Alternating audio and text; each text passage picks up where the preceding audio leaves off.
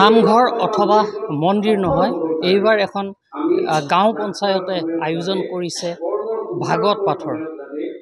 গুৰুত্বপূৰ্ণ কথা এই যে যি ভাগৱত পাঠ আয়োজন কৰা হৈছে দুদিনীয়াকৈ, সেই ভাগৱত পাঠ আয়োজন কৰিছে এগৰাকী মুছলমান ধৰ্মৰ ব্যক্তিয়ে। মোৰ সহযোগীয়ে দেখুৱাইছে এনেদৰে এয়া দৰঙৰ নামখলা গাঁও পঞ্চায়ত।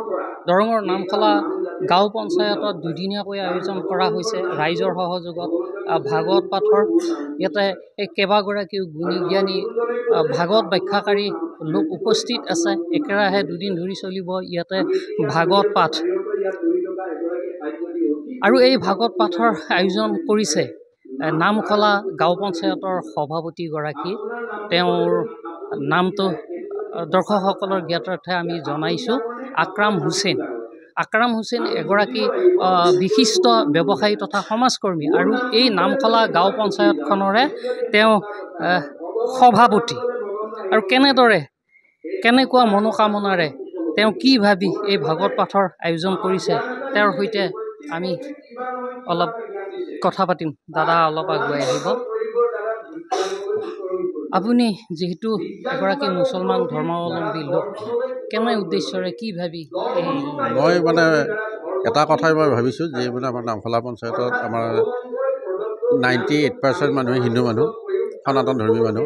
আমি কেইটামান মুছলিম মানুহ আছোঁ। মুছলিম মানুহ আমাৰ এতিয়া বেছি নাই, 200মান মানুহ আমাৰ ভোটাৰ, 200মান ভোটাৰ আছে।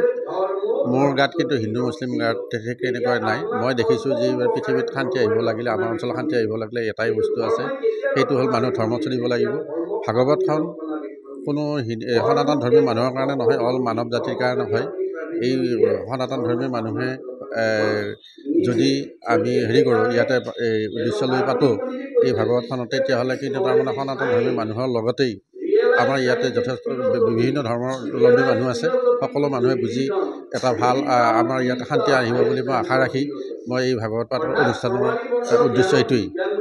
দেখা গৈছে যে বৰ্তমান বিশ্বত বা অসমত বিভিন্ন সময়ত হিন্দু মুছলিমৰ মাজত আমাৰ সংঘাতে দেখা দিয়ে মাজে মাজে। কি এইটো ক'ব লাগে যে এইটো মানে পলিটিকেল লিডাৰবিলাকৰ কাৰণে হয় কথাটো, যে আমাৰ সঁচা গাঁৱৰ হোজা মানুহৰ মাজত এইটো নাই, হিন্দু মুছলিম নাই। কিয়নো হিন্দু মুছলিম নাই?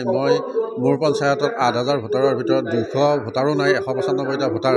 মই সেই 195টা মুছলিম ভোটাৰৰ মাজত মই ইয়াতে সভাপতি হিচাপে মই জিকিছোঁ। সেইকাৰণে মই হিন্দু মুছলিমৰ কথাটো নকওঁ। কিন্তু অল মানৱ জাতিৰ কাৰণে যদি আহিব লাগে, শান্তি আহিব লাগে, তেনেহ'লে কিন্তু তাৰমানে আমি মানুহে ধৰ্মত চলিব লাগিব।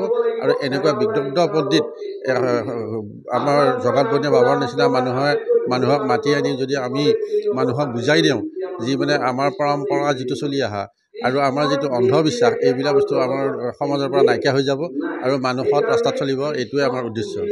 নিশ্চয় এক গুৰুত্বপূৰ্ণ মন্তব্য আগবঢ়াইছে ভাগৱত পাঠৰ আয়োজক আকৰাম হুছেইনে। আৰু এগৰাকী আছে স্থানীয় লোক যিয়ে এই অনুষ্ঠানটোত সহযোগ কৰি আছে। যিহেতু এগৰাকী মুছলিম ধৰ্মাৱলম্বী লোকে আজি এই অনুষ্ঠানটো আয়োজন কৰিছে। হয়, আমি প্ৰথমে নামখলা গাঁও পঞ্চায়তৰ কৰ্মচাৰীবৃন্দক আমি ধন্যবাদ জ্ঞাপন কৰিছোঁ।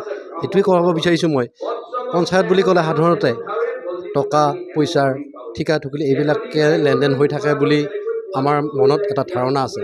কিন্তু আজি আমি দেখিছোঁ নামখলা পঞ্চায়তৰ সভাপতিগৰাকী মুছলিম ধৰ্মী লোক।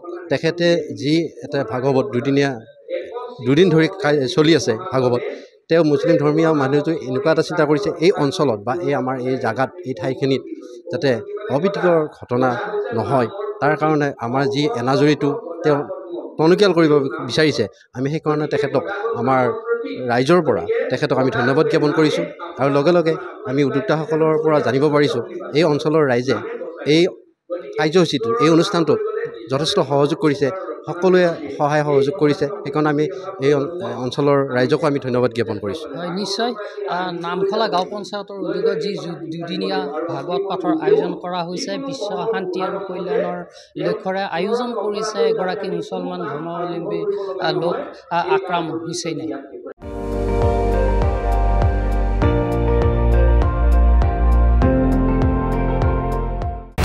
আপুনি চাই আছে ND24, সৰ্বশ্ৰেষ্ঠ নহয়, সৰ্বোত্তমৰ দৌৰত।